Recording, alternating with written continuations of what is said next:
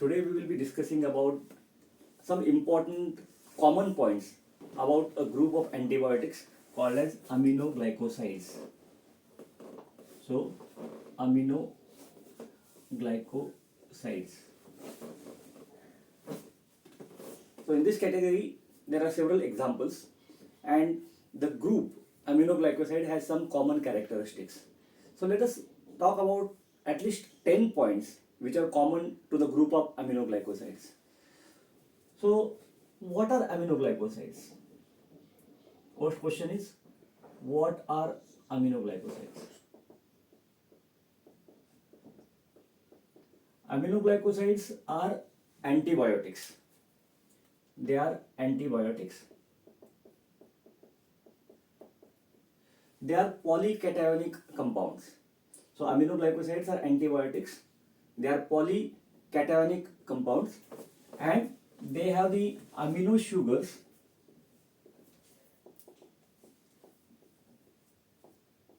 linked with the glycoside linkages.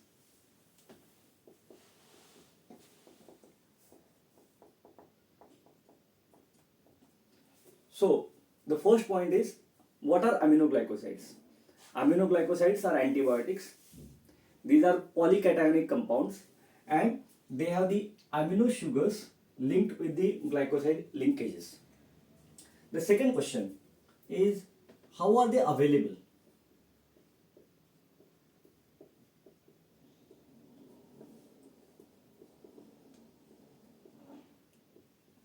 Remember, the aminoglycosides, these are the compounds which are water soluble.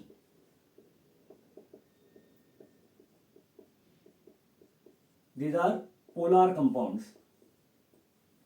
So aminoglycosides are water soluble compounds. They are the polar compounds. Third question, how are they administered?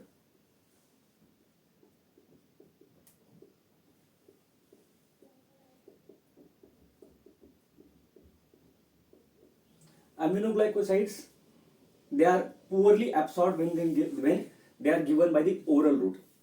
That is why aminoglycosides are given parenterally.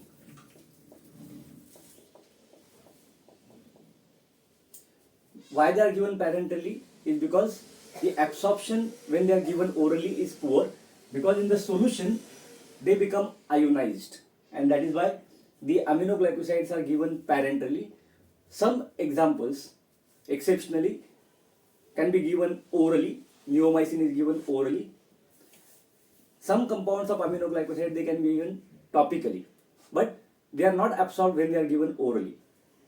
The next question is, when aminoglycosides are given to a patient, how do they distribute? Distribution.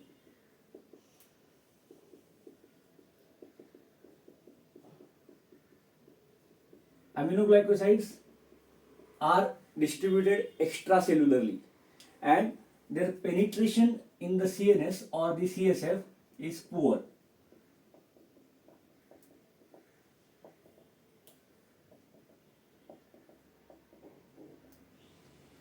So when it is administered parenterally, they distribute extracellularly, and penetration into the CSF is poor. Now, how about their elimination?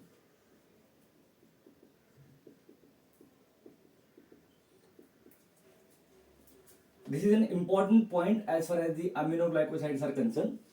Aminoglycosides are eliminated through kidney, and that is why one of the adverse events associated with aminoglycoside usages is renal toxicity. Now, after elimination, how do they work? What is the mechanism of action? What is the spectrum?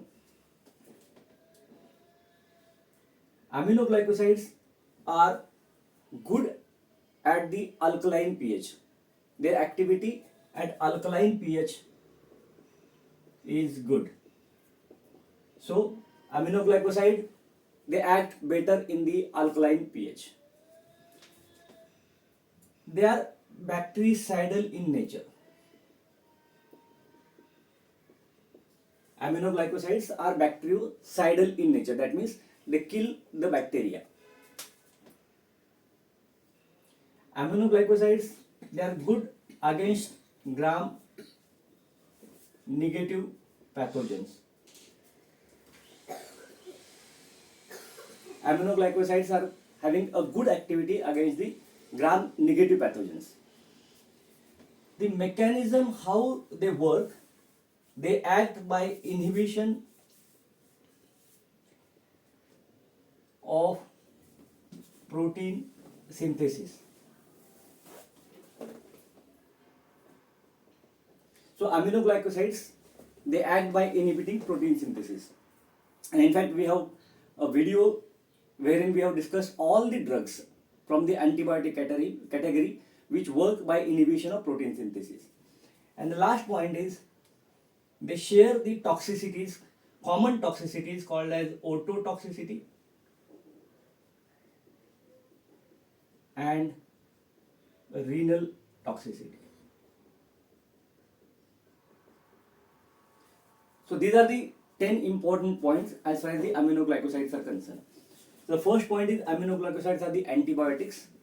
These are the amino sugars wherein they are linked with the glycoside linkages.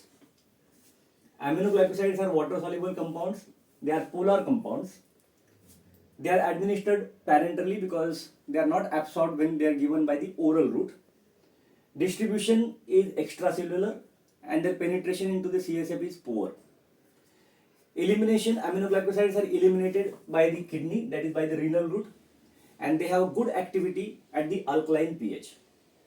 Aminoglycosides, they have a bactericidal property. They are active against mainly the gram-negative pathogens or the gram-negative bacteria. They work by inhibiting the protein synthesis and they share the common toxicities called as ototoxicity and renal toxicity. So these are the 10 important points of the aminoglycosides. Thank you.